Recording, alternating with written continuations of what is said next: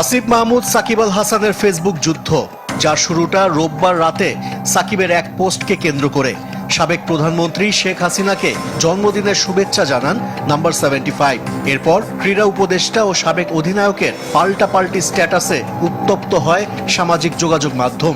সেখানে সাকিবকে আক্রমণ করেন সার্জিস আলম, হাসনাত আব্দুল্লাহ, সাদিক কায়েমের মতো জুলাই বিপ্লবের অগ্রসেনানীরা।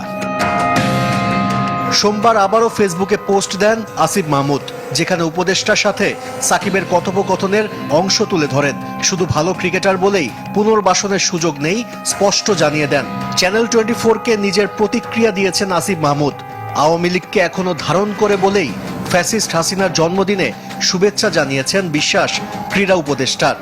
যতবার তিনি দেশে আসার জন্য চেয়েছেন এবং খেলার জন্য চেয়েছেন, ততবার তিনি আমাকে বলেছেন যে ভাই, আমাকে জোর করে নমিনেশনটা দেওয়া হয়েছে, আমি রাজনীতির সাথে জড়িত না, আমি শুধু এমপি ইলেকশনটা করেছি, এলাকার মানুষের জন্য কাজ করতে চেয়েছি।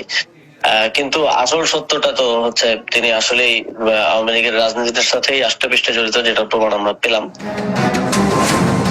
যোগাযোগ করা হয় সাকিবের সাথেও।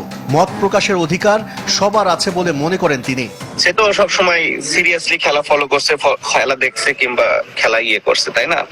খেলার সাথে যুক্ত ছিল এবং খুব ভাবেই অতপ্রত ভাবেই যুক্ত ছিল।